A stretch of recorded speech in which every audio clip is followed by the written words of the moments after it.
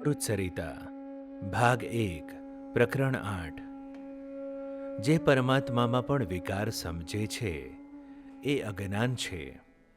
તે સમજવા જેવું છે.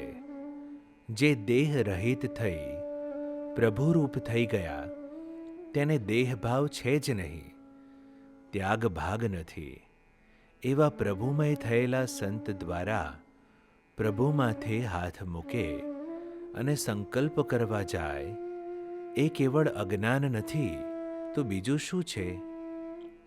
પ્રભુના દિવ્ય સત્પુરુષમાં મનુષ્ય ભાવ સમજાય તો દિવ્ય ભાવ સમજવા માટે, પાત્ર થવા માટે હજારો જન્મની જરૂર રહે છે. જ્યારે પરમાત્માના દિવ્ય સ્વરૂપને વિશે મનુષ્ય ભાવ ન આવે ત્યારે જ આ ભવસાગર તરાય. કારણ કે એ છે જ દિવ્ય. જે વિષયથી રહિત થઈ ગયા હોય તેને વિષય રહ્યા જ ક્યાં? જ્યાં દેહ ભાવ જ નથી, દેહ જ નથી, કેવળ દિવ્ય વસ્તુ છે.